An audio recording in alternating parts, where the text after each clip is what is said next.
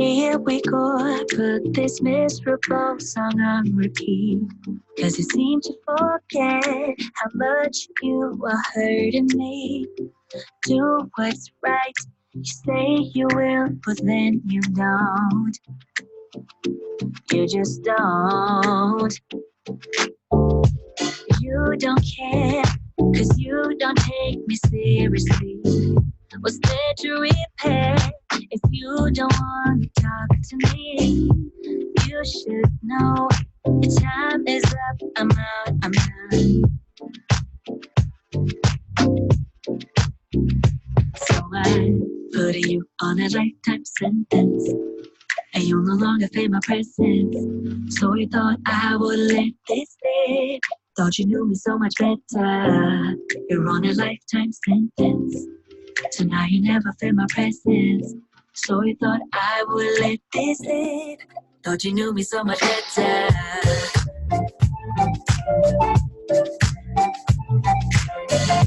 So you thought I would let this slip. Thought you knew me so much better. Yeah, yeah. So you thought I would let this slip. No, that's right. Your words don't mean a thing to me. Sleepless night, your love has left us incomplete. Thinking that your promises will fit so loud. Oh, that's right. So I'm putting you on a lifetime sentence, and you'll no longer feel my presence. So you thought I would let this slip. Thought you knew me so much better. You're on a lifetime sentence, so now you never feel my presence. There we go. So you thought I would. All right. Thought you knew me so much better. If you can check this out, check this out, check this out. We are entering into a new phase in live streaming. This is going to be epic, what YouTube has finally allowed us to do. Now I can actually limit the chat room to only members of the channel anytime I want to. So what is a member of the channel? It's the little join button down here. Where is it? Where is it? Where is it? Where is it? Let's see. It's the little, it's right here. It's right there, the join button. What the join button allows you to do is look at Gerald Moore. Gerald Moore's name is in green. Gerald Moore gets the hot fire emoji. Gerald Green gets community members only posts, members only videos, members only live streams, members only functions.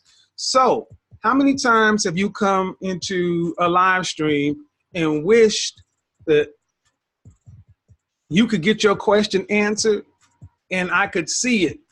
Well, when I enable members only chat, that means I'm only looking at members. Now, Super Chat will still be there. The benefit of being a member is going to grow over time. It's a new function, it's a new feature.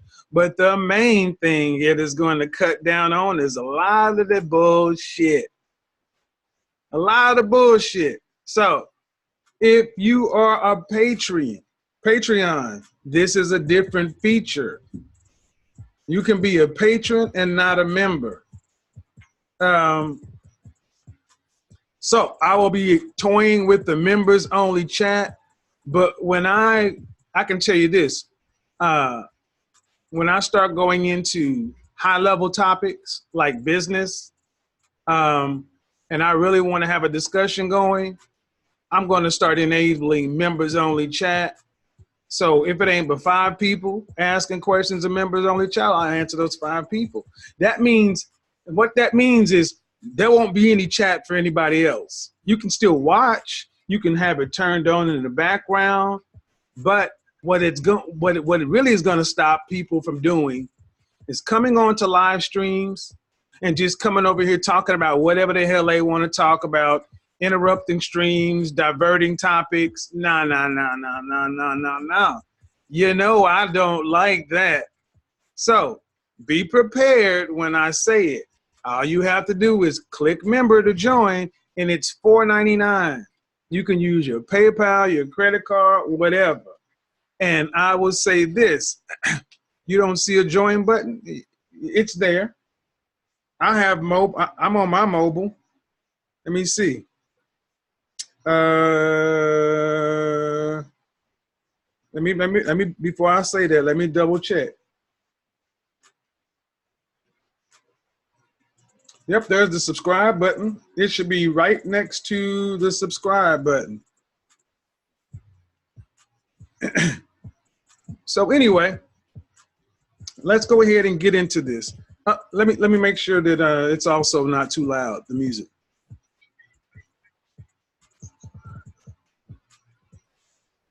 All right, let me go ahead and shut this music down, and hope you guys can hear me. I have a fan playing in the background for a reason. The fan is on because, guys, it's hot in here. It's hot in here. And yeah, that's just what it's going to be. So the title of this stream is Engineering a Career. Let me say this too. If you're not joining me on Instagram, you are missing a whole lot you're missing daily live streams. Simple as that. You're missing daily live streams where I really get down and talk to the CIA and FBI family. So go to Instagram right goddamn now and join Instagram. Go to Instagram right now and join me. I'll give you 30 seconds to pop over there. Matter of fact, let me do it for you. Instagram and Facebook are two platforms I am going to be using heavily when I move to Atlanta, because it is so easy to go live on Facebook or on Instagram when I'm doing this daily blog thing. So that's what you're going to need. That's where you're going to need to go. Here is my Instagram right here. So let's talk business. Let's talk business. Here it is. Let's talk business. Shout out to the CIA, One Love, FBI. If you're on, I've already mentioned that I'm going to be talking about business much more on this platform, because I got to admit, and this is no shot at anybody, but of all the people I see on YouTube, I can't think of anybody else who's on YouTube in this sector that actually came from corporate America and had a long career in corporate America. Most people have done different things, but I don't. And if somebody knows somebody who's a YouTuber who has like 20,000, a YouTuber with a look, guys, I just don't know anybody. I don't know anybody who has a corporate career. Most of the people I know are blue collar, or they were doing something else. I'm not only a business owner, an entrepreneur, but I had a long corporate career. A long corporate career that when I left high school, I knew I was going to be in corporate America. Let's talk about it, because there is so much that people don't know about how to move in white collar corporate America, because most of us, include like myself, were first time people in that environment. So a little background about me for people who don't know. My entire family is blue collar, factory workers, and military. No one ever went to work in corporate America, meaning everybody had a job.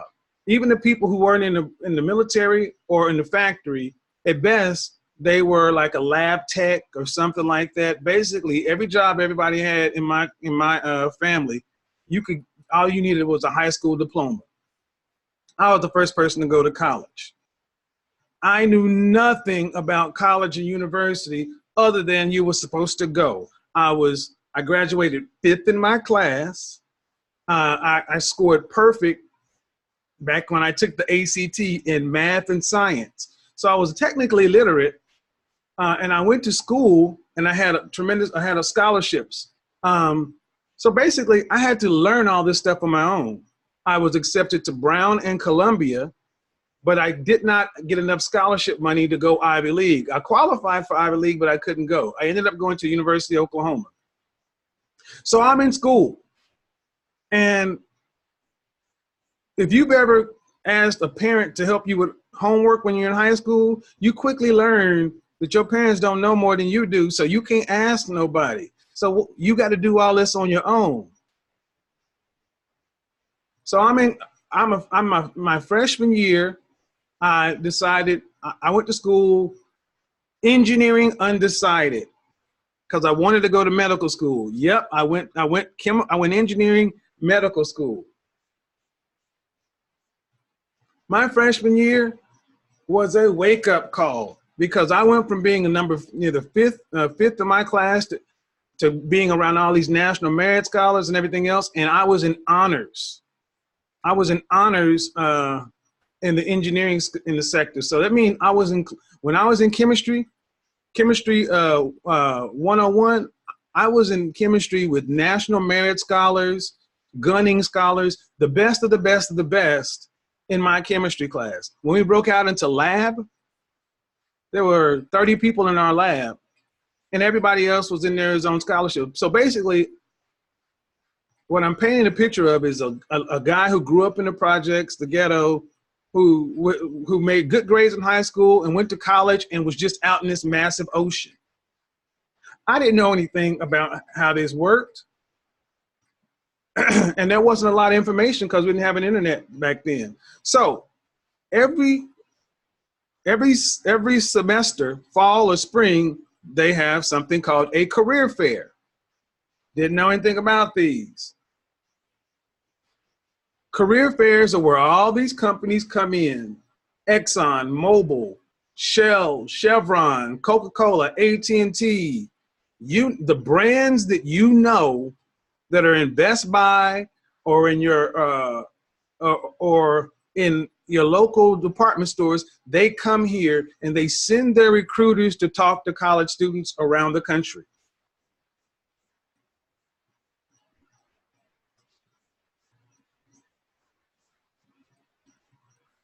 If somebody comes in here off top, oh, why is Cashmere, why are you dominating the chat? Why is everybody's chat? Let me see. Make sure that it's not still set to members only. No? All right, Cashmere, chill out, man. All I see is your name all through our chat. You're supposed to be moderating, not having conversations. Moderators, you're supposed to moderate, not talk. Dominate the chat. I don't want to look over and see all blue. So, career fair. I didn't know what a career fair was. But I knew one thing, that I needed a highlighter. A highlighter, you know, when you go through your book and highlight it to keep your eye on certain passages. I was so broke in college, I couldn't even afford a highlighter. So at the student union at the University of Oklahoma, they were having a career fair. And I saw people coming from the student union with all these highlighters and pens and notepads and all these school supplies. And I'm like, Cashmere, did you hear what I said, man? Chill out on the convo. All I saw was people coming out with these school supplies. I asked somebody, I was like, where are y'all getting all these school supplies? So they told me there's a career fair going on at the student union. I'm in a sweatshirt, shorts, and a fraternity hat. It's my spring semester. I walk into the student union, and it's like I walked into this huge convention I had never seen before. And I see all these people I normally see on campus. And I see everybody dressed in their best $5 suit. Around these recruiters at these booths, sitting there listening. And I see people I've seen on campus for an entire semester, and they're all sitting there looking attentive. And I'm like, there's some shit going on here I don't know about. And every recruiter would have a little spiel that they would do. If you ever been to a convention or where they ever have vendor booths, that's what it's set up like. Look, man, I'm on my way to class. I heard you can come. So I walked up to the mobile booth. Mobile and Exxon used to be number 1 and 2 competitors in oil and gas and chemical industry. And I saw Mobile. I knew Mobile. I walked over there and the recruiter was talking to 15 people and they're all sitting there attentively taking notes in their best $5 suits. And I said, oh, excuse me. And I just reached in and grabbed the highlighter. The recruiter looked at me like, that's odd. And I'm like, all right, cool. So, and everybody else was sitting there taking notes and they looked at me like, so anyway, he had finished his speech and he said, everybody was kind of putting they had put their resumes on the state table. Resumes was like this deep, okay? I didn't know. So what ends up happening? The recruiter says, hey, hi. My name is Lane. What's your name? Kevin. Nice to meet you, Kevin. Do you have a resume? No, I don't. Actually, he asked me what I was going to school for. By this time, I had decided on chemical engineering. I said, chemical engineering. He's like, you have a resume? I'm like, no, I don't. He's like, huh. Like, well, why'd you stop by that mobile booth? I was like, honestly, I needed a highlighter. True story. I needed a highlighter. Oh, okay. We chit-chatted a bit. He's like, here's my card. Here's my card. Give me a call. This is back in the day before cell phones, before email, and all this stuff, right? So he asked me to call him. So I called him on a Monday. I'm like, hey, Lane, this is Kevin. This is Kevin, the guy. He's like, hey, yeah, man. We would love for you to come out so we can give you a tour of our plant. I'm like, all right. Again, I don't know what the fuck's going on. He's like, give you a tour of the plant. Sure. So I can bring a copy of your resume. All right, go, no problem. It was in Shawnee, Oklahoma. Shawnee is an hour and a half away. I knew people who worked at this plant. I thought he was gonna give me a tour. I drive out in my 1982 Knight Rider Trans Am,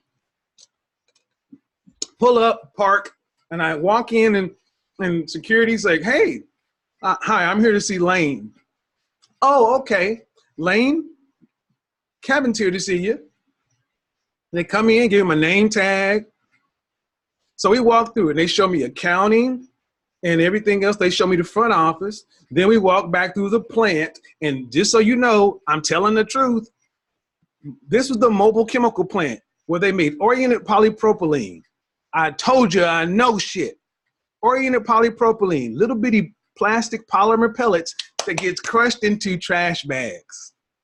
You're down with OPP, oriented polypropylene. So I'm watching all these, and as I went from the front office, I went out to the plant, and the plant's full of blue-collar people, like my family. I saw people that worked there. I saw people that my parents knew, my folks knew. Because when you worked in factories, people kind of know each other. We go through the plant, and they're showing me the plant and the extruders and all this other kind of stuff, and I'm just like, oh, this is cool. Then we go up to the quality control lab.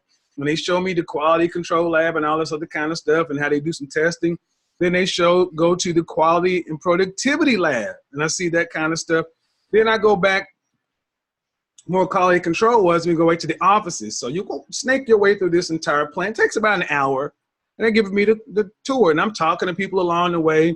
Meet the manager of quality and productivity. His name was Rene. He was from France. I mean, really from France. These people use no deodorant. He had a French accent and smelled very French. Anyway, I'll go back, and I'm sitting around talking with Lane and a few of the people on the quality control and chit-chatting and whatever. We go to the cafeteria to have lunch. It's about 4 hours into it. I'm having a ball. Then as we're leaving, Lane says, all right, nice to see you. Look forward to seeing you again. I'm like, okay. And then I go back to accounting. and they're going to, you know, let me out and everything. He's like, well, I met the manager. He's like, well, how'd you like it? I'm like, it was great. It was interesting. I learned this. I saw that. I did this. I saw that. And he's like, and you know what? And we've heard good things about you too. He's like, you know, we'd like to offer you an internship. For this, we'd like to offer you an internship this summer, and we'd love to see if you could join the mobile family. I swear to God, hand to God, I did not know I was being interviewed. I did not know any of this shit. But I was smart enough to know. I was like, sounds good. Great. We're going to start you off at $20 an hour, back when minimum wage was still $3.35 an hour. Start me off at $20 an hour. I was making more than anybody in my family was making. I get to my car because I'm trying to play this shit off cool, right? Take out my name tag. I get in my car. I'm like, these people just offered me a job. Now understand, I was a 2.7 GPA college student. I was in the middle of the pack.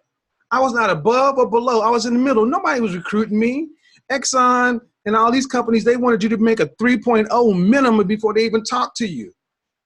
But by the fact that I just went to the career fair to grab a lighter and I actually had a conversation with somebody, I jumped all the way to the fucking top of the pack to where they actually recruited me to come out to do a tour of the plant, to where they offered me a job as an intern.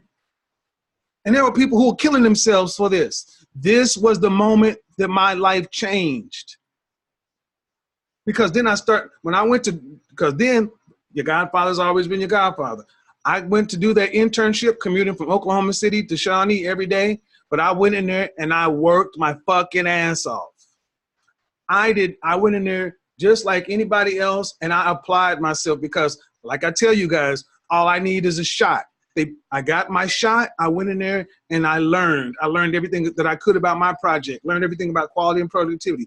I didn't just learn one thing, I learned it all because I'm like, Jesus Christ, here's my shot. I'm in the big leagues now. I'm going to make it. Here's, as an aside, my high school sweetheart, my ex-wife, who went to Purdue at the time, actually landed a fucking internship at the same place in a different department. Wow. So I'm coming into work in the summer, and actually I was making $22.50 an hour. I still don't know. At this time, I still don't know why they picked. I didn't know why they picked me. I get an offer letter in the mail. Yeah, they send you a letter saying, we'd like to offer you this, and it spells it all out. I'm used to filling out McDonald's applications, people. I'm used to washing dishes. I'm not used to getting letters from companies like Mobile with people's names on it and general manager and engineer this person. I'm not used to getting official letterhead, embossed, full package. They send all these benefits. I'm like, what is this shit? I can't take it to my family. No one can tell me. So I go into a library and I start asking people, what? And people on the yard are like, you got an internship at Mobile? I'm like, how the hell did you? And my buddy, my brother, my Kane, he had already worked at Mobile one semester. He was coming into school on an Exxon scholarship. So my sophomore year, I got an internship at Mobile Chemical. Now my buddy had already worked his freshman year at Mobile. So needless to say, everybody was shocked. I was shocked. I didn't know what the hell was going on, but I did my summer. Because see, when you leave college, if you have an internship, you go to a different state and they pay you what they pay engineers. They pay you what they pay everybody else for a short period. There's a relocation bonus. There's a relocation amount. They tend to be set up with housing, and you're getting paid at the level that engineers or whoever you're getting paid in at that time. For a college student, this is fantastic because here's what happens. For the guys who don't have internships, you automatically jump yourself way up here because not only are you in school, but you have work experience. And getting one internship can lead into a completely different career path. Completely different. Because companies look at people who had internships to give internships to. So again, I'm an average student at best. You heard how I fell into an internship, but I worked the hell out of that internship. I'm gonna take a break right now for you guys to get the likes up because I'm teaching you guys something right here. And God damn it, you're gonna do something about it. 154 people watching. You got 5 dumb motherfuckers who downvoted the live stream. These are people who obviously never did anything in their life. Y'all want me to continue to go on with this? Because I can actually stop it right now if nobody really cares. Because I had to learn all this, and this stuff is invaluable. If you want me to go on, let me know.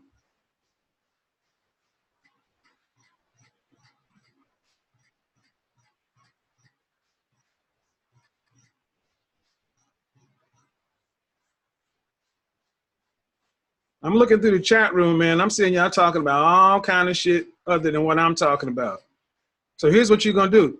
You're going to put some money in that damn super chat because I'm reading through all this stuff. I'm looking at everybody else's comment. If you want me to proceed, put some money in super chat. I need at least 5 people to put something in super chat if we go on because I don't need to know this shit. I already know how to do it. And I haven't even got started. But this is how I became a vice president from the projects.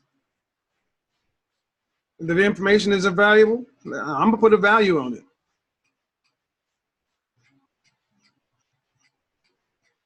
From the projects to vice president to owning my own business.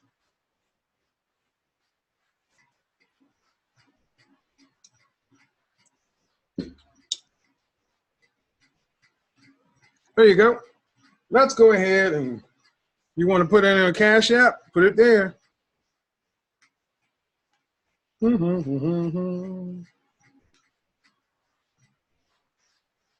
Appreciate it, Danielle. See, this is the kind of shit that we don't talk about that needs to get talked about. Don't let him be the only one. See, if I'm assuming the people I'm talking to, you must want to have a career too. If you can't put $1 in it, $2, $5, come on, man. This is why we don't get anywhere because this kind of information, no one could tell me how to do this.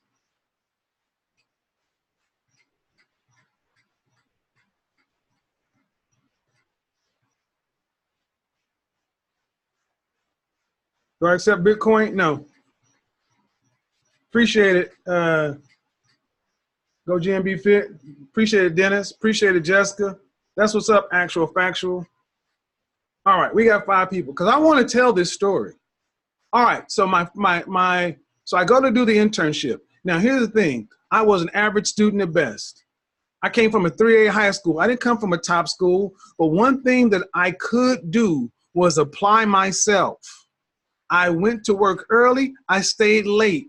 I started talking to people because I did not want to fuck this up because I knew that I really got lucky.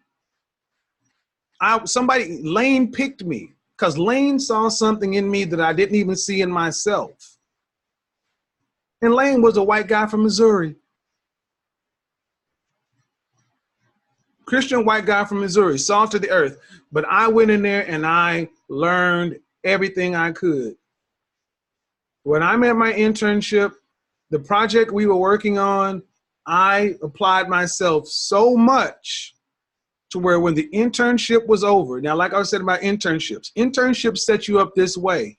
It gives you valuable work experience while paying you real world money. So the money you make in an internship in 3 months can actually fund your entire college year if you play your cards right. And when you get that internship and you nail it and you get a letter of recommendation, that is what you put on top of your resume when you send your resumes out. So let me move forward. The project was so so much needed. Appreciated Engineering Cannabis. Appreciated Z Clyde. When my internship was over, now I got the offer letter and all that other kind of stuff. After all that wore off, you still had to do the work. But I was no better or no worse than anybody else. But the variable was my effort. I said, I'm here. I'm going to stay in here. I hung on that motherfucker like a tick on a dog's ear. You weren't going to get me out of there without me at least winning. That's where the competitiveness comes in. By the time the internship was over and all the other interns are leaving, going back to school, my project wasn't over. Lane went to the general manager and said, I need Kevin to stay here to work on the project. Thing is, I needed to go back to school. And the general manager said, we can't do that. We can't do it. He has to go back to school. Blah, blah, blah. And Lane said, I need him here. Did anybody watch a movie, Something the Lord Made, with Mos Def and Alan Rickman, where they were talking, well, they actually retold the story of how the blue baby syndrome was overcome back in John Hopkins military. Go watch that story where Mos Def was a janitor who wanted to go to medical school, and Alan Rickman basically saw something in this guy, and it's history. They made history. Lane asked me, would it be possible, if I could make this happen, could you stay on for the fall? You're 2 hours away from my school. I got to go back to school full time. And he said, well, if I can pay you what you're making now and you just work on the weekends, can you make that happen? Understand what I'm saying? They wanted to pay me what I was making for 40 hours a week for a 9-hour day. I'm like, this is corporate America, right? I come from fast food and McDonald's. I'm like, how in the hell can you make that happen? But what Lane did showed me that anything is possible. $22.50 an hour. Let's do the math. Let's do the math so nobody gets crazy. $22.50 an hour times 40 hours. I was making $900 a week. I was making $900 a week when just the summer before I was making $134 a week in a funky McDonald's uniform with a polyester uniform and a hat. I was making almost 10 times more.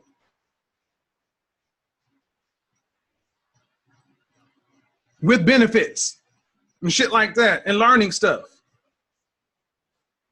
I said, all right, if you can make that happen, if you can figure out a way to make where I can make $900 a week, working 9 hours, I can do that for you. 2 weeks later, Lane comes back and tells me, we got to figure it out. And I said, I need that in writing. Because you're going to pay me almost $1,000 to work one day. I knew enough to get it in writing because my uncle told me, get everything from these people in writing. I said, all right. And oh, wait, got you a 10% increase. So I went from $22.50 to $25.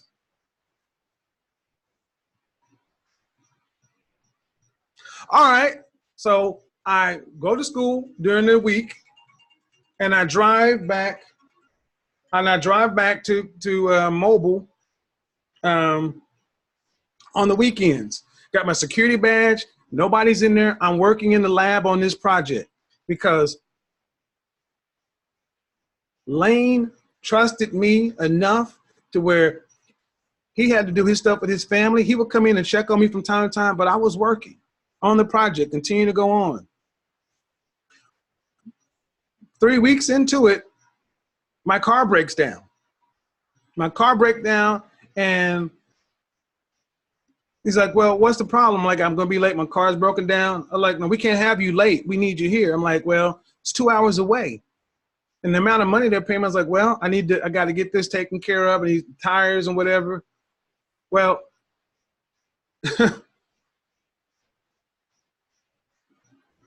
hmm.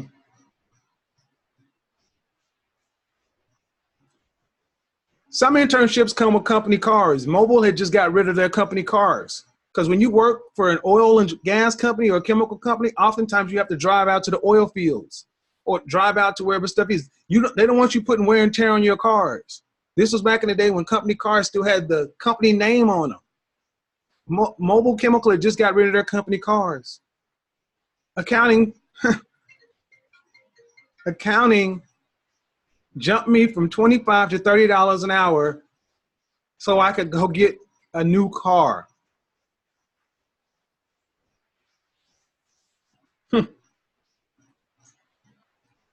I come from the projects, the ghetto of Oklahoma.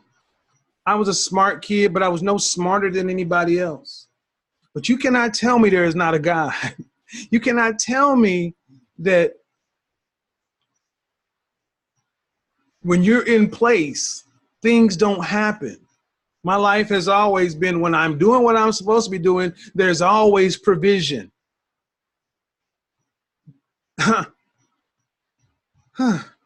My freshman year, I was so broke. I had to sell my physics book to put a tire on my car. And I've told stories about how I found people's money on campus. I found people's purse on campus. I didn't keep that money, but I always was okay. And this is some of the payback. So I'm sitting there working $30 an hour, $1,200 a week for working 9 hours. Project comes in under time, and they kept me on to December 31st. I say it again, project came in under time. We had finished by November, second week of November, and they paid me out the remaining 6 weeks without even showing the fuck up.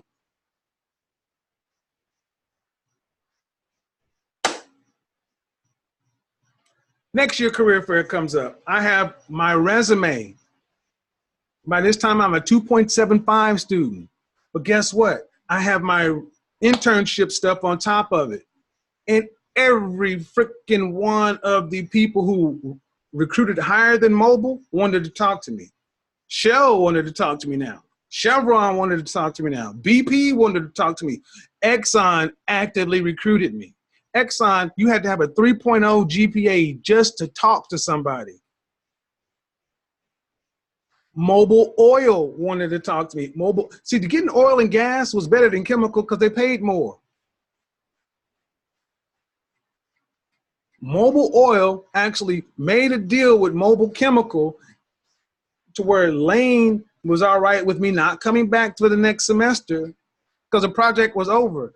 But Lane, who recruited me off of a dude that was dressed in sweats and a shorts and a sweater and a hat turned backwards, he could have said, no, I want you to come back to us. We don't want to give you the shot, but he didn't stand in my way. He's like, no, go ahead.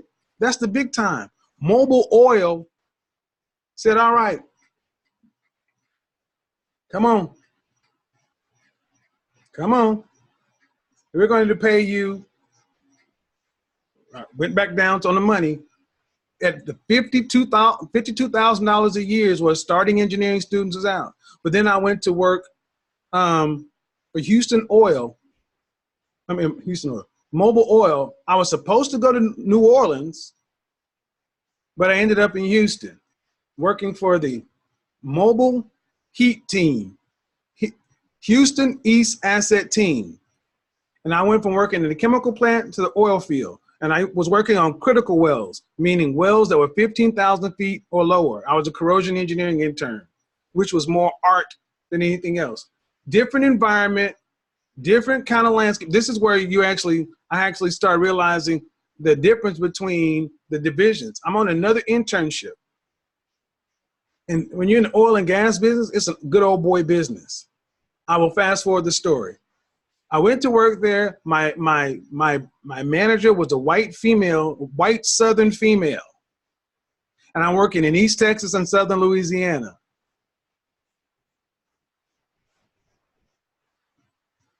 You would end up in some of the smallest towns in East Texas and Southern Louisiana in the late 80s, 90s with a white woman. Now, we would take different cars, but I kept my mind on work. When I'm out in the oil fields, the roughnecks, the drill hands, they didn't want to have anything to do with us city folks or us college boys. But I learned how to connect with the people there because they actually like my brand. I'm going through this story quickly because mobile chemicals started, but I continued to go through mobile oil. But here's the thing. I was doing great work, but my manager was sabotaging me.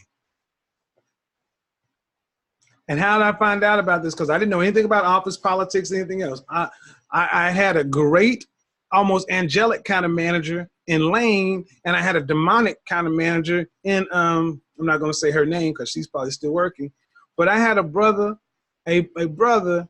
from another oil division, and he's like, how's everything going with your manager? I'm like, okay, it's good. He's like, are you sure? I'm like, yeah. He's like, and he pulled me to the side. He's like, you know, she's not speaking too highly of you. I'm like, what? He's like, yeah, she's not speaking too highly of you. So what did I start doing? I started documenting every conversation I had. I started documenting all of my interactions. So when it was time to finish the project and do the exit interview, I brought all my information because I did exceptionally well on my ending project. And I said, I want to put this in my employee file. On this day, on this time, so-and-so said this about my work.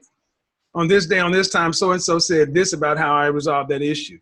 To where she was praising me in the field, but behind closed doors, she was on that Southern white woman shit. See, there's a way to fix stuff. So when you got time and date stamps, how they make sure you didn't mail it? How they make sure you didn't make any of this shit up? Because every time I wrote a letter to myself, every time I wrote a note, I would mail it from the location. Envelope, time and date stamp, before internet. So when they would show the letter, here's the envelope with the postmark on it. She doesn't work for mobile anymore. She didn't work for mobile anymore because that turned out to be really bad for her. Because I was the only engineer that looked like me, and turned out that she had a problem with folks. It happens. But you can't sit around and get pissed off about it. You got to learn what you need to learn and do what you got to do. Internship 1, went to internship 2, went to internship 3. I went to work for Exxon the next year. All those internships set me up for a massive job offer after college. So when everybody else is looking for jobs and trying to get in, not only I was recruited, I didn't have to apply, I was recruited. And coming in making more money. That is the power of internship, because you get real world work experience. You go in with a leg up and you can actually negotiate, but you're going to be thrown into the real world. There are no excuses. You got to get the shit done. There is no, I don't know. You got to get it done. If you're in college, position yourself to get an internship. And remember, it's not just about your GPA. It's about who you know and how you can grease those wheels to get yourself in that position. But when you get there, take it. I suggest even take a free internship.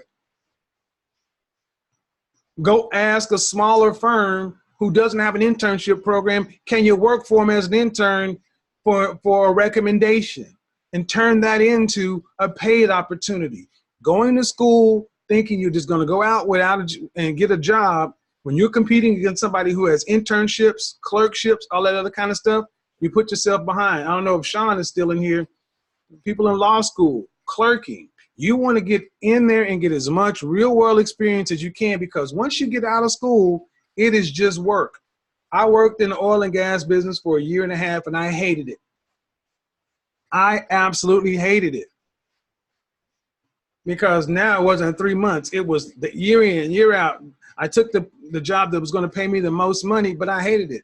So a year and a half into engineering, I've told this story before. I quit my job and I started waiting tables at the Papples Corporation.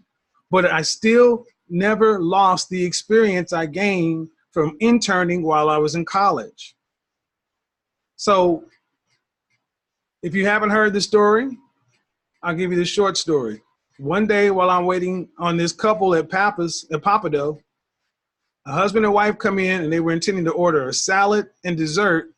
And I talked them into separate salads, appetizers, separate lobster meals, bottle of wine, then dessert. His wife said, honey, I think he'd be a great salesperson. He starts recruiting me and says, I'd like for you to come work for us. And at this time, the company was called MCI, AT&T's #1 competitor. I thought he was joking. I thought he was kidding, because a lot of people with multi-level marketing stuff come in and always try to recruit servers to come in their pyramid stuff. I go work for MCI. I go to meet these people after a lot of back and forth, and they ask me for my resume, and they see all this engineering experience and internships. They recognize they have a possible executive in training. But I started out just like everybody else, telemarketing on the phone in a new industry. 400 people in the call center, but I did not approach it like a call center job. I approached it like an entry-level position into another organization. I want you to ask yourself a question. Anytime you start listening to somebody about taking their, especially they start talking about advice, ask yourself as a man, what's their profession? What's their profession? Because that's how I look at people from a credibility standpoint. What's their profession? I went from an engineer to being a salesperson, telemarketing. There were people on that same floor, sales floor, who were high school graduates who were just in there making money. They were treating it like anything else. I looked at it as an entry-level job into MCI that I could parlay into move after move after move. I'm gonna stop right there. How many of you folks are working in a company that is Fortune 100, Fortune 500, Fortune 1000, and you're just treating your job like a job and not a career move? Do not highlight me. If you want my attention, you super chat it, Ray Alexander. Don't at me, don't highlight me, man. If you want my attention, you put it in super chat like anybody else.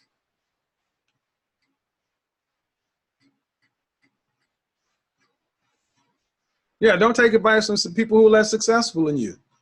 So when I went to work for MCI, I approached it like, this is MCI. This is AT&T's #1 competitor. So what, I'm in a call center. People were taking that call center job like it was nothing, because most people never left the call center. But those call centers had managers, had trainers, they had people in there who were making hundreds of thousands of dollars managing salespeople on the phone. But you had people in that call center making $30,000 a year to $90,000 a year. How can that happen? When I came in, I was right at the bottom like everybody else, but I applied myself. And inside of 4 months, I was making almost $10,000 a month on the phone. People coming to work in jeans and a t-shirt. I was coming to work in suits, at least a button-up, tie, and slacks. Imagine this. You're going to a call center and you're a top dog. You're making $50,000 compared to somebody that's $30,000. And this new guy comes in and he's in a suit. Why did I come to work in a suit? Because I was there for fucking business. Because I was selling long distance to businesses. I wasn't selling to individuals. And I approached it that way. I'll tell you a quick story. We used to get paid based on every line of service we could flip. A lot of people would take up, this would call through the database and they would call and do a little spiel. No, I decided I figured out around the country. We were calling from New York to California. We had a dialer that would actually call regions. Nope. I went and profiled and I said, what industries, what companies could best use my service? I wasn't letting just a lead come to me. I was actually prospecting on the phone. I was making $10,000 a month working 4 hours a day because I became a fucking inside corporate salesperson while everybody else was, while most people were in there just fucking off. And the funny thing is, when you would make a sale, people would ring a bell, bing, and you'd ring a bell for how many phone lines you get. The average sale was 1 phone line. Ding. Actually, it was 2 phones. It was your phone line and a fax line. But I would call into a company, hey, this is Kevin Sanders. I'm with the local phone company, blah, blah, blah. And I do my whole spiel. And when I got you to say yes, we had a third-party company that will confirm that you did it. But I wouldn't just get your phone number and your fax number. I would get your home number. I would ask if you had cell phone numbers. I convert every goddamn thing you had. Your phone number, your fax number. Do you have an alarm number? Yep. And I would take a 1 phone line customer and turn it into a 10, 12 line deal. And I'm sitting next to Daryl and Ginger, who taught me a lot about this business because they came from a smaller company. But I'm still thinking business. I'm not thinking this is just a job. I see opportunity and there's money, so I'm going to maximize it. And while every 2 weeks, your quota may have been 30 lines, 60 a month, I'm trying to make that every day. To where one day I go in, I make the largest. I actually had a guy tell me, you're not really calling from MCI. I'm like, yeah, I am. Telecom USA is owned by MCI. No, you're lying. I'm like, no, I'll tell you what. I'll fax you a copy of my paycheck and my ID to prove who I am. Swear to God. He said, if you send me a paycheck with MCI on it and your ID, you got this sale. Because honestly, the long distance rates were 20%. They were 80% lower than everybody else. It was 10 cents a minute when people paying 30 cents a minute. It only made sense. This guy had 98 phone lines. He had multiple locations. So I got up one day and did this sale, and I rang the bell 98 times, and you would ring it, ding, ding, and people would like that. So you would hear somebody ringing the bell, and after you ding, ding, ding, ding, ooh, ding, ding, ding, ding, ding, ding, ding, ooh, 7, ooh. When I got up and finished that deal, my manager and the general manager, his name was Mike, they realized that these 3 or 4 people, me, Ginger, Daryl, and Paul, were outselling half the call center. So they let us do what the fuck we wanted to do because it was all good business. But we were thinking something different than everybody else was thinking because we saw opportunity. Sold this sale to where they came over with the freaking microphone. Ding, ding, ding, ding, ding. I did that 98 times. And you could just start seeing people pop up all around the place like, what the fuck? Because it didn't take rocket science. It didn't take a brain surgeon to realize this dude just rang this bell almost 100 times. He made 3 months worth of money in a week because we all made the same amount of money. And they could look and there were multipliers, right? So if you went over quota, you didn't make 100%, you made 120, 150. But at a certain point, you get up to 2, 3. They're like, wait a minute, you're at 700% of plan. So that meant you just made $20,000 when I made 800. You know what the difference was? I was always thinking business from the day one of that internship because all I needed was an opportunity. Give me an opportunity, I'll figure out how to make money. Fast forward, the center ends up closing down because, not closing down, but they end up shutting the call center down and it got moved to a different part of the country. 400 people in there lost their job. But there was a certain segment of those people who were like on the Titanic. the top of the top, I was one of those people. And what they did is they froze wherever you were at that moment, and they paid you out at that number. I was at almost 400% of plan.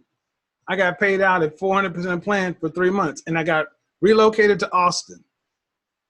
Austin was a different environment than Houston. Fast forward. From that point on, I had done everything I wanted to do. They were trying to convert this center. I wanted a new challenge, so I decided to go outside and look for an outside sales position. There was one in Austin. I got it. I turned it down, and I let my buddy Daryl have it because he had just moved his wife and kid there. Me, Daryl, Ginger, and Christian went there. Paul went somewhere else. Daryl had burned too many bridges because he didn't play the politic game right. I played it better than him. I'm always telling you guys to play politics. Daryl actually was a better salesperson and a better manager, but he burned bridges. I'm bred. If you've been around, you know what I'm talking about. I turned down the opportunity for my buddy. Most people would have said, fuck it. But no, he was actually a friend. How'd I get paid back? Daryl actually didn't get the job he wanted in Austin, so he went up to Dallas to a career fair. And Daryl was such a good salesperson, he talked himself into not a sales job, but a management job. And who do you think the first sales rep Daryl hired was? A little company that I'm not going to say the name of. Daryl was the first manager in Dallas. I was the first sales rep in Dallas. And the regional vice president was the vice president of the guy who used to play baseball, Major League Baseball. Went there and basically went from working for MCI, a company with the massive infrastructure, to a company that paid you a lot of money and no infrastructure. I was like, what's our rate per minute? He wrote it on a sticky note. Go out and sell it. And I went out and sold it. I went out and sold our go-to-market strategy, wireless fiber, and went out and did the job so well to a point. This is the company I almost lost my job in, the one I almost got fired from, because the game had changed. I was making it too complicated. And then I had a guy, John, and another guy, Roger, took me out to that lunch where we did the whole change your mind deal. I want to keep telling these stories. Anyway, I worked for this company for about a year. And it was time for me to get promoted, but they slow rolled the promotion. Another division wanted me. That division started out paying you $60,000. I was making $30,000 as a base salary. The company could not bump you from 30 to 60. They only wanted to pay me $40,000. And I'm like, no. Well, we can only increase you 20%, but we'll get you to 40. The only way I could get 60 grand for this company is I had to quit and reapply and get my stock all over again. So I said, no, thank you. I went to interview with a competitor. They had heard about me. The competitor company said, we'll pay you $5,000 more, but we'll pay you 70% of every sale. So I ended up went to this company and I said, I'm leaving. And I left this company. And even I was such a good employee, they said, could you still go out and close up the accounts? I'm like, I'm going to work for your competitor. And you want me to close up the accounts? Nope. So I went over here, and it was a better company. I was making more money over here. I was making 4 or 5 times more money over here than over here. This is the company where I was ranked #1 as the salesperson. When I was in Dallas, I thought I was going to get promoted to either San Francisco or LA. Ended up in New York. And this the New York story I tell. When they wine and dine me on Monday morning, they offered me the job. Who offered me the job when I was in New York? The very vice president that was over the company in Dallas, the Major League Baseball player who hired Daryl, who hired me. He went to become a regional vice president of this company. This is career pathing. This is how people move up through organizations. They move with each other. I was in MCI with Daryl, Ginger, Christian, and Paul. We moved to Austin. Then we moved to Dallas. And no matter who moved, they moved their people with them. And we moved up in title. In Dallas is where everybody's split. I moved to another company, but I was still with Larry. Larry moved to this other company where he was the RVP and I was a major account manager, and he promoted me to manager. This is how you engineer a career.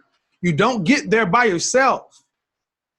I'm in New York, district sales manager with Larry.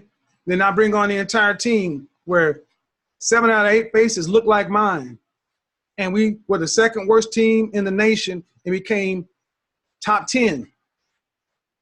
So I had a successful team around me that I made. I've told all these stories before. I went from district manager. The next level up was general manager of a city. I did not want that. I did not want to become general manager of a city because I didn't like management like that. So I took a vertical, well, it wasn't vertical, it was a 45-degree move to national accounts. I started going after the Coca-Colas of the world, the McDonald's, the Bloombergs, and all those things. I went to be a high-level salesperson. National account managers were making about $250,000 a year to start. There are only about 10 to 15 of them in any organization. I became a national account manager in a smaller organization instead of trying to go be one at AT&T.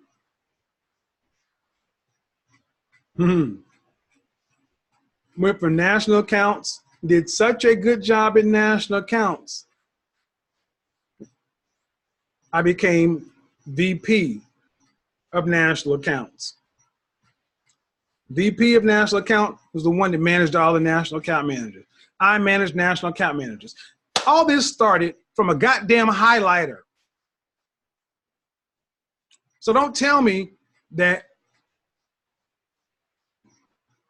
you have to have the highest grades and go to the best school. I went to a state school and I was a middle ranked guy, but it's the relationships. It's the people. Lane saw something in me. I paid Lane back by doing a good job. And on and on and on and on and on and on and on. Now, that's through telecom. I'm going to stop it there because there's more to tell. But are we seeing how even when I left oil and gas and engineering, when I went into sales, it was still a path this way. And it was how you network with people. Let me ask you right now, are any of you thinking about your life that way? Are you thinking about your actual career that way? Or are you just fucking doing a job?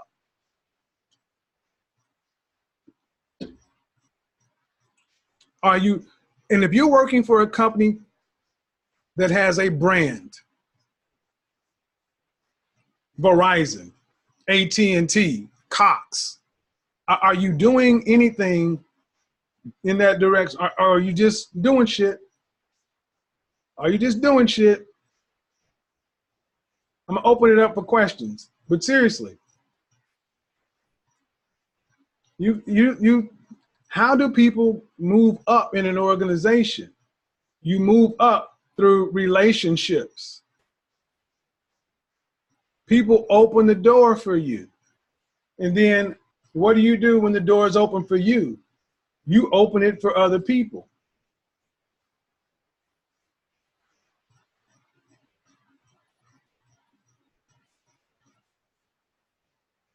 Right?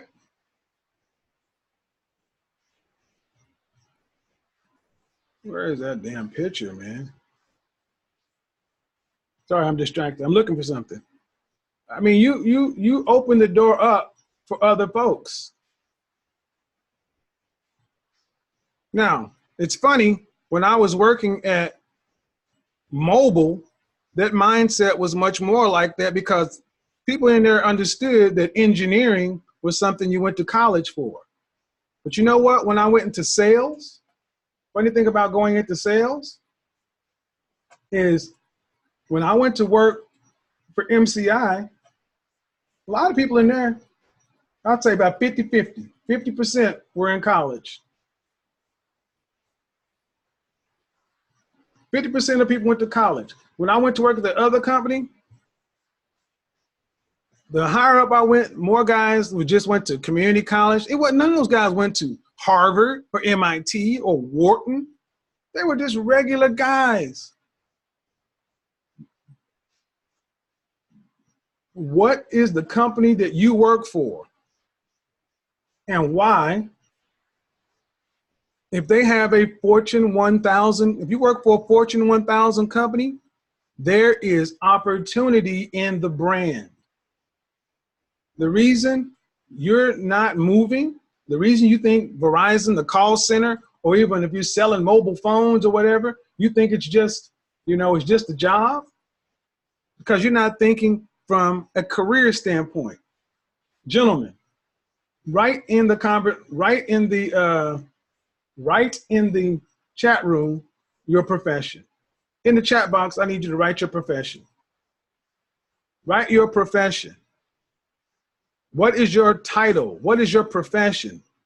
What is your title? And what is your industry?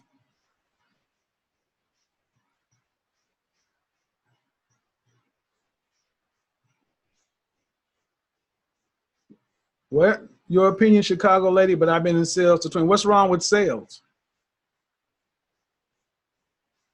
AT&T sales. What sales what? Your profession is sales. Sales can be telemarketing, or you can be a national account manager. What is it? Senior programmer at Boeing. Contract for government agency. National gas gadget. Electrician. Okay.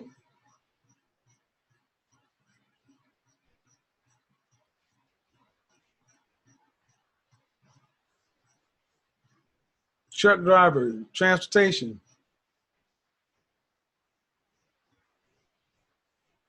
In a retail store. Okay. See, that's one of those people that you need to be thinking about. Those retail stores, those are just satellites. Who manage? You need to know what the organizational chart looks like for the retail store management, because there's somebody who's making high six figures in that, who manages all those stores. Pharmaceuticals.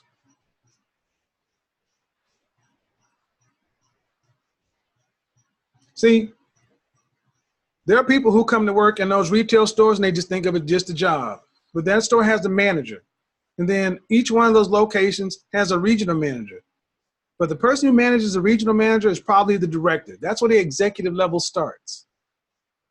How much does the director make versus the store manager? The store manager and the salespeople in there are cogs in the wheel, but the director has job security. The higher up you go, the more job security you have. And everybody starts from a position. Becoming a salesperson in a retail store, if you need to go to a competitor to get a job as a manager, and you need to go to another competitor to get bumped up, because more often than not, the company you work for is not going to move you through the chain. You're going to have to leave and go somewhere else. But are you willing to leave the city or state you're in for a promotion?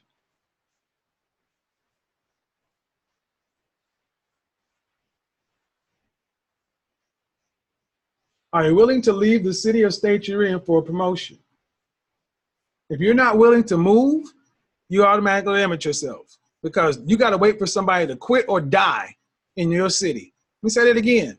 If you're unwilling to move, go ahead and just call your career over.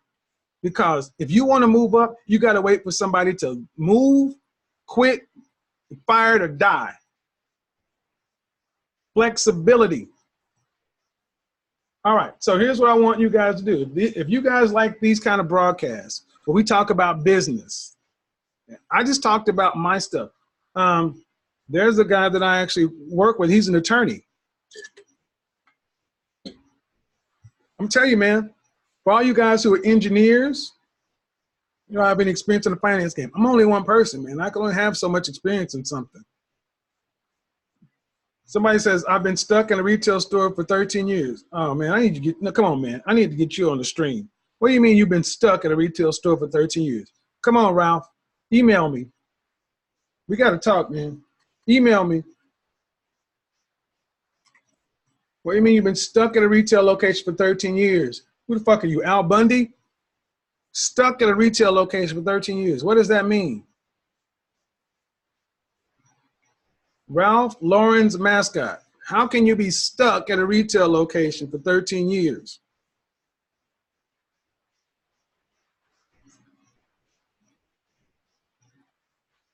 If you love career broadcast, put 5 on it. Go ahead. Because when you get off the road, no, I don't need you to email me off the road. I'm on the broadcast right now. If you love these broadcasts, put 5 on it. Become a member, become a patron. See, here's the Patreon. Because honestly, these kind of things, this is Patreon level information. After the stream is over, I'm gonna take it down and put it on Patreon only for the patrons. And I'm not gonna just change the stream to unlisted to where you have the link. I'm going to completely pull it down, and I'm gonna re-upload it.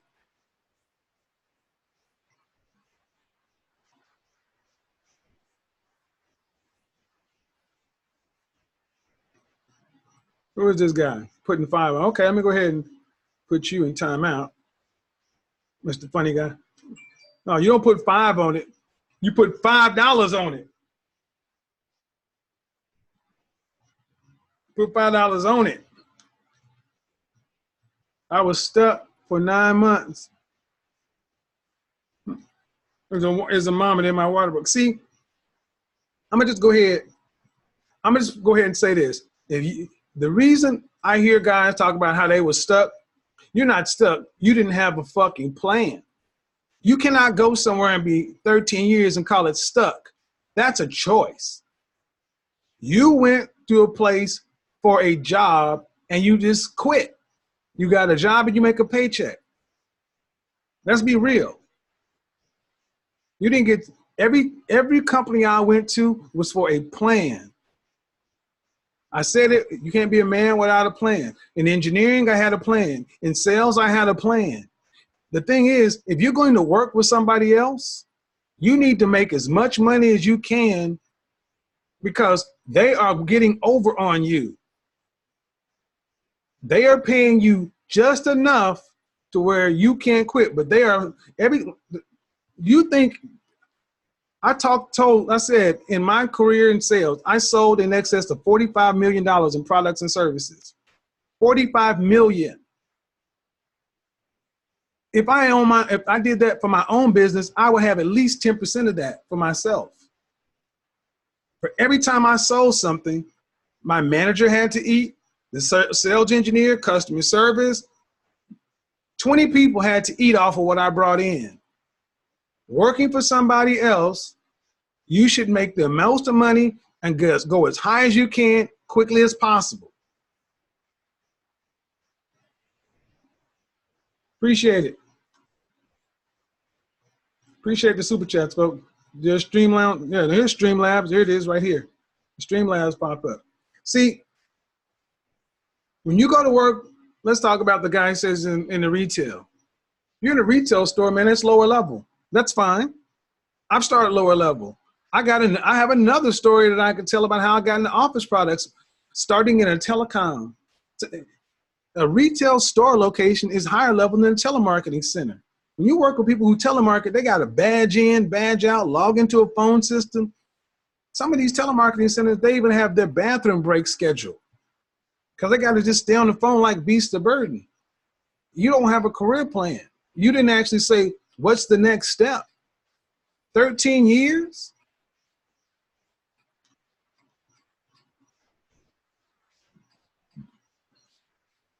So this guy comes in and asks, what's more important, having body or style? What's more important is knowing where you're at and what the conversation is. Come on, man. Really? I'm having a conversation about career planning. What's your opinion on careers where you have to work for someone else? I'm pursuing an airline pilot career, which pretty much guarantees, hey man, you always got to start working for somebody else. But the deal is this. You give up your time, your creativity, your youth for their experience. You got to be getting something back other than a paycheck. If you're going to become an airline pilot for somebody else, don't just be a pilot. Learn about the business. Learn about what happens outside the cockpit. Learn about the entire business. Learn what would need to happen in order for you to own your own fleet.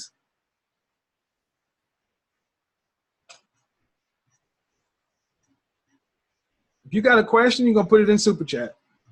There are 200 some odd people in here, and this is business. You got a question? Put it in Super Chat. You just sent me an email. Okay. Hey, look, working for somebody else is fine. Everything I just talked about was me working for somebody else. But I was learning more than just my job, so it put me in a position to be able to work for myself.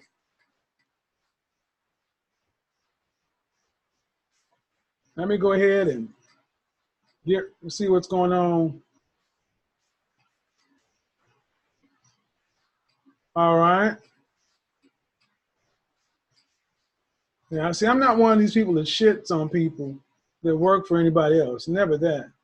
I don't see an email in here for you, Ralph.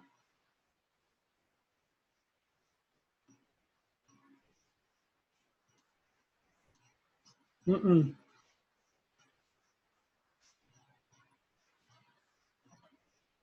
going on, Sterling the Investor? See, this is what I need. This is what I need. For my guys who are in finance or something like that, I need to have I want to talk to my financiers. I want to talk to my attorneys. I want to talk to my people in trucking and logistics. I want to talk to my people who are in real estate. If you want to represent, if you want to get on a panel and talk with me and represent your industry, this is what I need you to do. Give me a call, because I'm not everything. I'm a sales guy. I'm a sales guy, and I'm an engineer, and I'm an image guy. I'm the craziest shit out here, right? I'm an engineer. I'm an engineer, sales, image. If you want to represent your industry, let's talk. I want to bring you guys on individually and collectively to where we can have business podcasts. So we can put this information out and let it be evergreen, because there are college students that are listening to this. There are people in their career, people who are thinking about career changes. So let's talk. People have been asking me to do a podcast. So you don't have to see me to do this, but let's talk, man, because we have too much information about us. Roxy W, I need to get a hold of you, Chica. I'm doing the women's event. I'm moving to Atlanta, and I'm gonna do the women's event in Atlanta. So you need to bring your Houston cell phone down there. Come on, girl. Come on, Roxy. Come on. How many of you guys want to see Roxy W come to Atlanta for the women's event? Y'all remember her? Y'all remember Roxy W? Roxy, do you got a second? Do you have a second? Because you're in medical sales, right?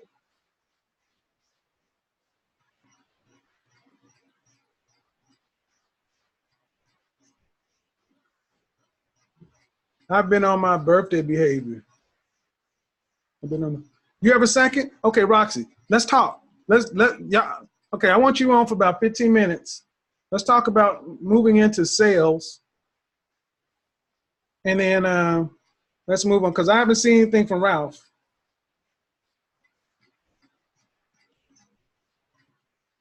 You know what? Let me do this. I'm going to just go ahead and do this. I got the link right here. I'm going to copy the URL. Here you go. Here you go. Roxy, go ahead and join in the link right here. So your godfather has been using Zoom for almost a year now. Zoom is new to everybody else, but I've been using it.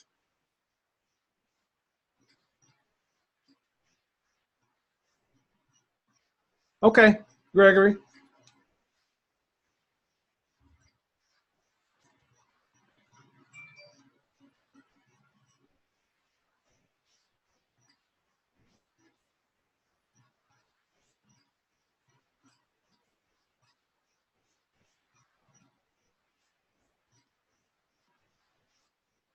While I'm waiting, I started in retail telecom. That's too long. Yep. While we're waiting, guys, MIT Dallas is coming up. In order to attend MIT Men in Training, the field trip, you have to be a patron. And honestly, Why would you not want to be a patron? You got to be a patron because I put all the information on Patreon.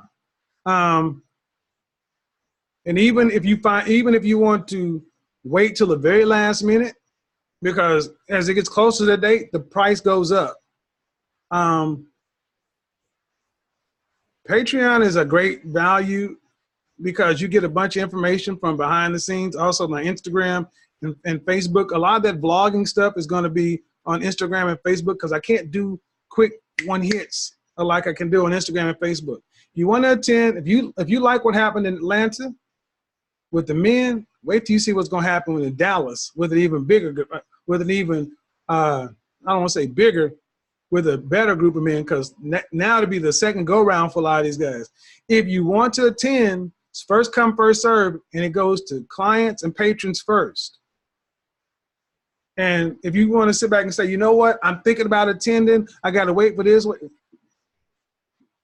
Don't wait. This is business. If you're interested in talking to me about your image, or you're interested in getting coaching, whether it's career, life, hit me up. Or if you just want to ask my advice, there is the advice line. Which patron membership? What do you mean, which patron membership? It's Patreon. There's not a level that you have to be at. I mean, it's at least at the $5 level. But $5 is one thing, 10, 20, most, pick the level you want to be at. But $5 is the entry level stuff.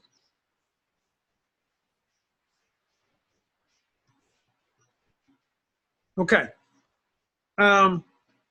Because we've talked about career. What we have not talked about is how to make sure you're making the right amount of money. Far too many people are not making the right amount of money when they're working for somebody else. So when you go to work for yourself, you don't charge enough. I hate to see people working for and not getting their value.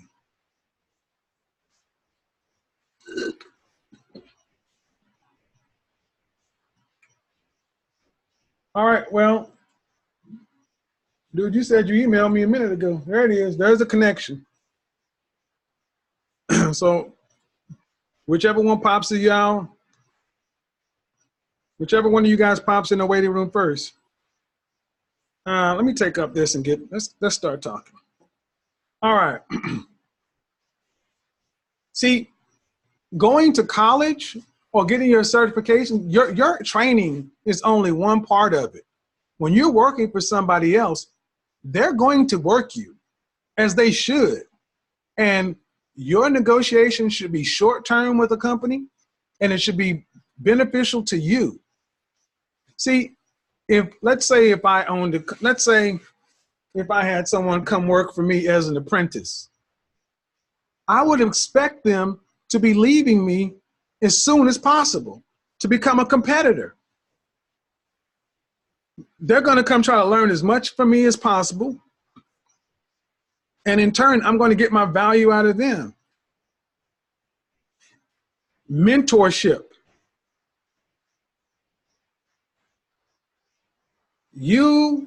Getting a mentor is a must for a top 20 guy, for a top 10 guy. But you cannot go get a mentor you can't have a stranger be your mentor. Mentorship costs. See, far too often we're trying to do things cheap. That's the real talk of it. Far too often we're trying to, in life, you get what you are, not what you want. And a mentorship is a two-way street. A mentor did not work their ass off in their life to just sit down and give you information for free. Doesn't work like that. As a consultant, as an image consultant, as a corporate image consultant or personal image consultant, the main thing that I give back to anybody is time. When I work with somebody, I give you time back because you don't have to go out and learn everything that I had to learn. I can give you years. Okay, I've sent out, the Sith rule of two, exactly, Intel. That's it. That's the way it is. It's the Sith rule of two. I expect, I'm Palpatine, you're Vader. Actually, Plagueis and Palpatine. That's the way it's supposed to be, though. The thing is, you're not going to kill me. You're just going to go start your own shit. So when I get guys sending me emails saying, I would love to talk to you, and I don't know you, sending me or anybody a blank email talking about how much you want to learn is pointless. You sound crazy. You're a complete stranger to these people. And you're just basically sending up saying, and this is what your email is saying, hey, I want you to tell me everything I need to know for free. That's what your message really is. Hey, you're successful. I want to know everything you know, and I want to know it for free, and I hope you're dumb enough to give it to me. That's what your emails say. I don't care how nicely you word it. I love what you do, Godfather, and I appreciate this, and That is that's what we read. What?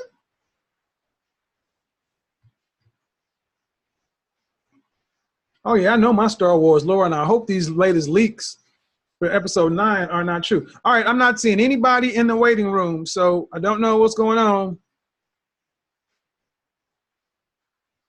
Roxy and Ralph, I will give you 5 more minutes. People are willing to pay for what they value. That's right. And let's talk about some career path cologne. Bond number 9, Shea Bond. When you dress like a professional salesperson, these are corporate career power brands. Green Irish Tweed, Bond number 9, Shea Bond. Let me talk about some more. All these are straight up corporate powerhouse fragrances. Chanel Egoiste, Tom Ford Grey Vetiver. Believe it or not, Bleu de Chanel Parfum, the new Dior Sauvage Parfum. Ormond Jane Man and Royal Oud. These are executive fragrances. See, Lane got something back from me because he needed to get his project. What's going on, Roxy? Can I hear you? I hope I can hear you. Let me see. Just a second. There we go. I can hear you. What's going on? Can you hear me? Now I can. Hey. Hey. Can you Listen, guys hear? I was doing happy hour, but I cut it short for you. All right. That's right. She's selling right now, guys. She's selling. I work hard and I play hard, so. Right. Now, let me make sure that I can hear you on this side. Is today your birthday? No, it was actually September 1st.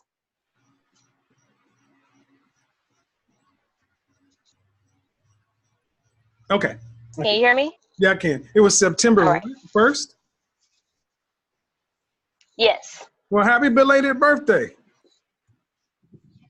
Thank you. I was on my little birthday behavior, missing a lot of the lives, but I've been catching up on the downside. So. Okay. Oh, okay. There's Roxy. All right. So, being in sales, how has sales impact? What has being in sales done for your life on a personal side and on a professional side? Personally, it has given me the relationship connections that I probably wouldn't have had in an office setting. So you make your relationships at work based off of your environment. And so when you're in an office setting, those are the people that you know, you love. It's an upside to that and a downside. One, they kind of become your family, but the upside to it is You don't have to see the same people every day. Literally, I'm out seeing people who I want to see, who I feel bring me value. So if someone hasn't brought me value, then I'm probably not seeing them as often.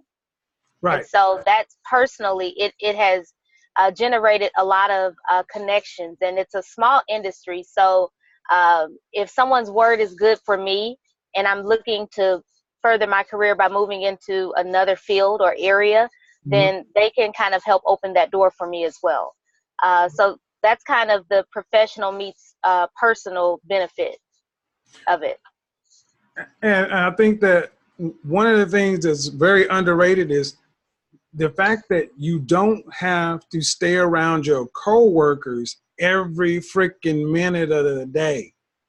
You can actually Completely agree. do work. So, have you ever thought about one day stepping out and starting your own business? I'm actually in the process of starting an online boutique that I would like to turn into a brick and mortar. Okay. I'm still working on the business plan, and the 5-year goal for it is to turn it into a brick and mortar once I start it. You just gave me an idea for the women's event. Huh. What's that? I'll tell you, we can talk offline about the women's event. There's a lot of things that you got to address from a woman's standpoint, because there's more emotional barriers that are involved than there are with men. So. Oh yeah, well, you know, I started off coaching and working with women, but cool. You know, you're on happy hour. I just wanted you to get on and say that. Are you still in the parking lot? Or are you going back in? No, I checked out, and I'm getting ready to run to my hotel, and then I'm gonna go do dinner around 7:30. So I'm in Austin right now. Okay. Well, thanks for popping on. I got a couple of more people, but we should talk. I'll try to give you a call later on. Let's just try to touch base. I don't know what you just said. You kind of borged out. Okay. Thanks, Chica. All right. Thank you. She's out there. All right. Take off, hold. All right. That was Miss Roxy W. We're going to go ahead and put Ryan in. Ryan. Hello? Hello? Ryan. Hello?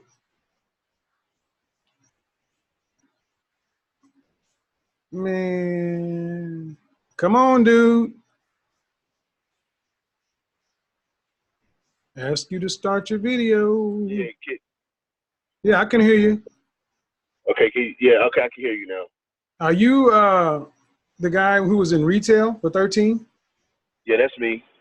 Okay, so you say so tell us how you got stuck in retail. Okay, so like I said, I started with AT&T in the retail store 13 years ago. So I would probably say about 2 years into it, I tried to get into a management position, and I wasn't able. I didn't get to. I tried multiple positions, locations, and it didn't work out. So I kind of got discouraged. So about a year after that, I kind of held back, and then so now we're on like year 4. So at that time, I was going to try again, but at that point, the assistant managers at the time where I was getting paid more than them because their pay went down, and if you're one of the top sellers, those sellers are getting paid more than an assistant manager. Right. So I didn't see the point of making a move at that point. Then I did go back to school. I was in school getting my bachelor's. I was in there. It was part time, so I was in that route for a while. I was able to finish in 2017, and then like a couple months ago, I just finished my MBA. So now, so it's like I got I got my education. Obviously I got the tenure. So now it's kind of like I get frustrated. Let me ask you a couple questions. Let me ask you: are you married? No. Any children? Yes. Okay. So first pass, when you tried to make it into management and it didn't work, initially I would have said you should have seriously thought about going to a competitor. Mm-hmm. AT&T, go to Verizon, go to T-Mobile. Mm-hmm. If you're saying it didn't work for like internal political reasons. But let me also address something at this. You said something that always happens. The top salespeople are always going to make more money than managers, but you have less security because you got to keep running. See, that's the thing. Top salespeople tend to just look at money, and you're looking at money at the entry-level manager position. You said the assistant manager. Tell me what the director makes. The director probably, I would probably say like 120-ish. And then tell me what stock options. Tell me the benefits package of a director. See, that's the difference. We can't just think one chess move ahead. I always took a pay cut when I went from major account sales to manager. And it's always, but you get more stock, more benefits. And then you said you decided to go to school to finish your bachelor's and get your MBA. So that's about what, another $50,000 in investment? Right. All right. For what? I mean, that's why I feel right now, you know, and I kind of feel. I'm saying for what? Oh, so for what?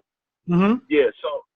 So the other positions within AT&T, right before I decided to get my degree, like for business sales and things of that nature, it required you to have some type of degree.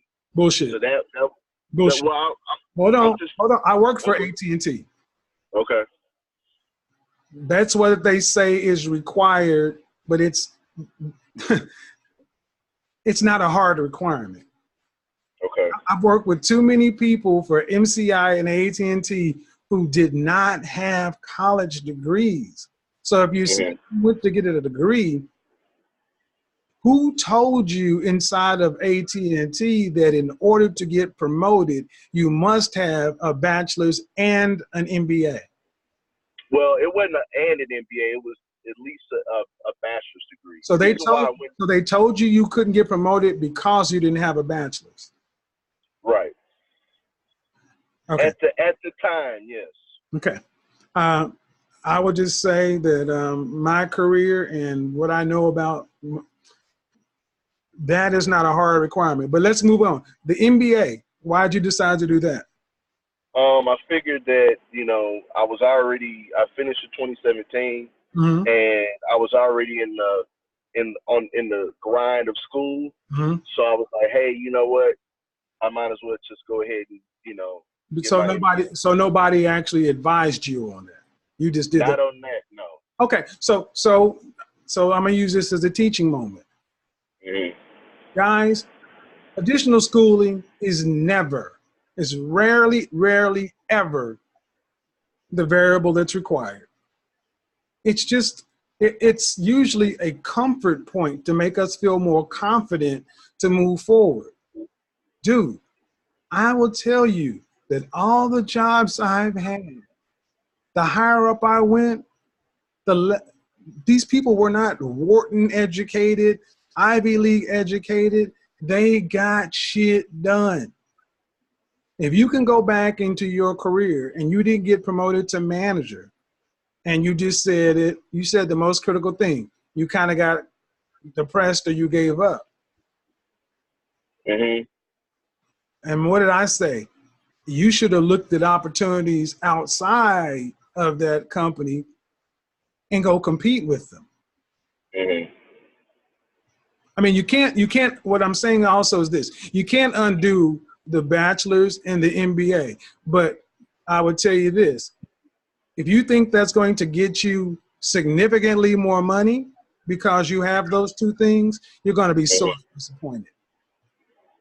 Because especially in sales, that doesn't make a damn bit of difference. It matters how much you've added to the bottom line. Gotcha. I mean, just be honest. Because I appreciate that.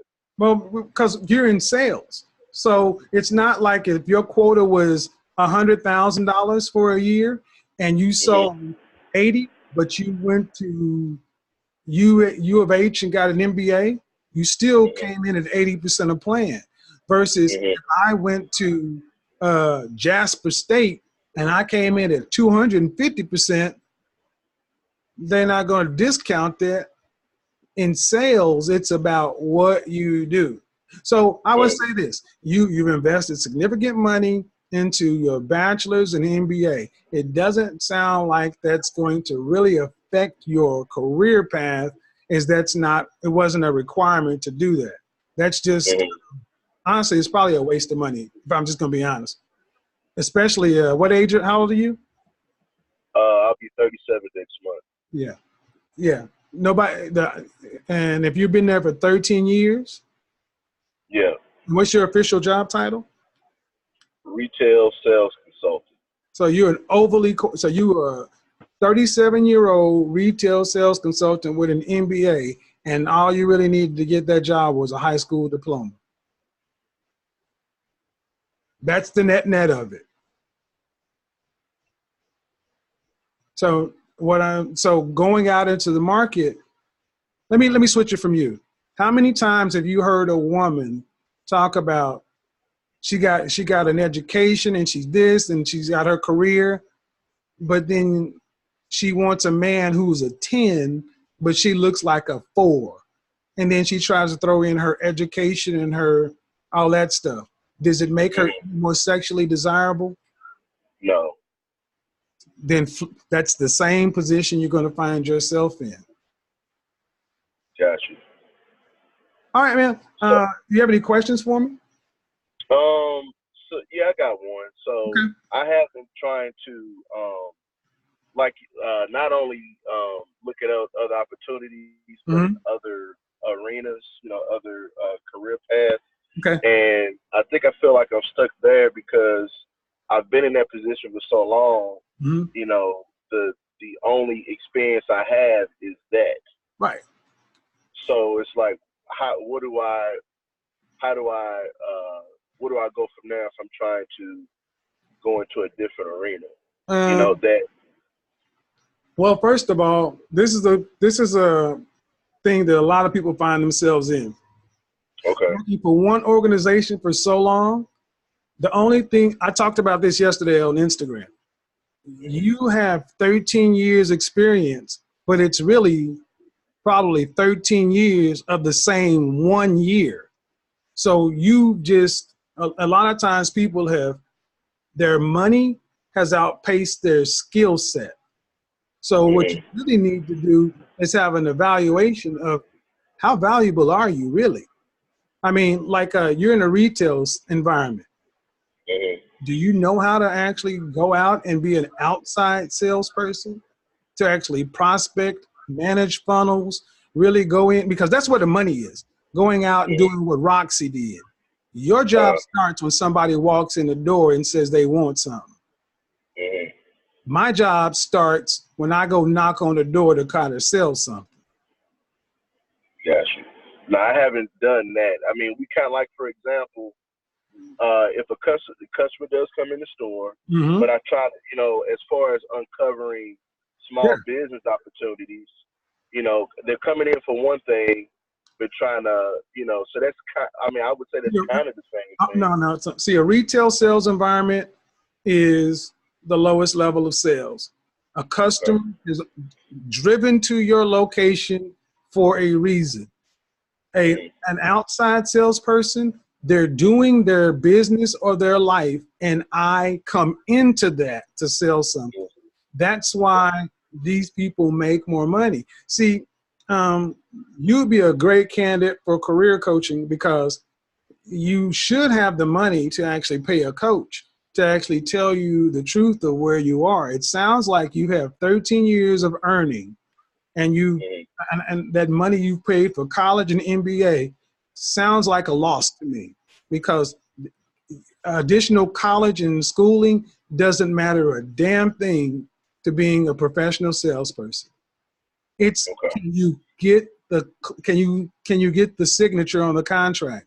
And what I'm talking about is a completely different sales. You are going to, if I just had to take a guess, you're going to have to start at the entry level. And that's going to be hard to do at 37 with an MBA because you feel like you should have more, but your actual skills say you don't. Okay. Does that make sense?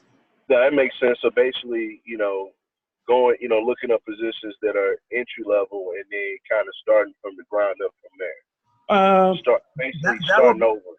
Well, because you, I mean, if you want to stay in sales, you, like I said, you're in a location to where either you're going to have to wait for somebody to die, quit, get fired. I mean, you're not moving up where you are. It's a dead end. So you're going to have to go somewhere else. So you're going to have to go to another retail place and do this whole thing again, or go somewhere else and look for an outside sales position. If I'm a manager and I'm looking to hire somebody, even though you have 13 years experience, 37 college degree MBA, I still got to ask myself, can this guy do the job? Can this guy get up every day and go knock on 50 strangers' doors and get somebody to say yes on a consistent basis to make my number? And there's nothing in your history that says you're any better of a shot at it than the entry-level person I hired right out of college or right out of high school. More likely, you're going to be more difficult to manage because you're almost 40 and you have too much schooling. You'll be harder to train because you think you know more. That's the kind of stuff career coaching and planning can kind of try to help level set you to where you can actually start taking advantages of opportunities. Because what city are you in? St. Louis. See, you're in a major city. You can actually correct this inside of 12 months, but you got to know where you stand and what to kind of go tackle. And nobody's going to just do that for you in depth for free. Okay, I got you. Yeah, I'll do some research on career counseling. That sounds like a good idea. I appreciate you. All right, then. Thank you. All right, thank you. No problem. All right. Thanks, Ryan. So, guys, I'm going to go ahead and understand this. Going back to school is never the answer. It's never, especially if you're in sales, it's never the answer. Schooling is for your first position. And after your first position, you got to do the work. Think back when I told this story when I worked in mobile and I worked with Lane. I got a shot with Lane and then I made most happen. And then when opportunity got cut off when I was in telecom and they didn't want to move me up, what did I do? I quit and I went to work for a competitor. You can't stand dead in relationships. You got to continue to move. Because if you don't continue to move, what happens is year over year over year, you'll continue to make more money, but you're not learning anything anymore. And then you look up and you're 5-10 years into it, and your money has outpaced your skill set. That's why you find a lot of people who leave executives and then they get fired from a company, and they can't find a lateral or an increase because they think they're more. Think of it like this in a relationship. You're a married man or married woman. You've been in a relationship with a person. You got 10 years into it. You got 10 years into it. You bought a house, a car. You got 3 kids. You moved here. You moved there. Then you get a divorce. You go out on the dating market. None of what you did at your previous relationship fucking matters to the person you're looking at. They're looking at how hot you are as a woman and how successful you are as a man. Then all the other work was for somebody else. And oftentimes, if you're a woman, the things you had that should have brought you value in your previous relationship are a liability in the dating market. That's why if you're a woman and you're about years in it, marriage and a kid, you need to stay with the motherfucker you're with, because people out in the work world don't want that responsibility. I want to be a stepdad. Don't want a woman that's had 3 kids for another man. Oh, I'll go get a hotter, younger one because they're easy to deal with. All right. There you go. Successful people keep it pushing. Let me see. I gotta go pick up my car, man. It's ready to go.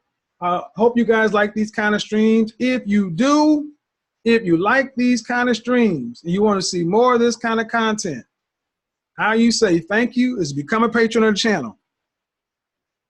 How you say thank you is join the channel. Hit the join button, because when I do more of these broadcasts, they're going to be shorter. And I'm going to have member-only chat. So make sure I got answer these questions. What I think of Immortelic says, what I think of Joe Malone Murray Tonka, I think it's fucking incredible. I think it's an incredible fragrance. All right, folks, appreciate it. Like I said, this will be available for rebroadcast on Patreon. I'm pulling it completely off of YouTube, so even if you have the link, it's not going to work. If you want to see the rebroadcast, you will have to join Patreon. Thank you to all the patrons that make this kind of stuff possible. Without you guys, I wouldn't actually have the time. I wouldn't actually be as motivated to do this kind of stuff. Appreciate it. Until next time, talk at you later. Deuces.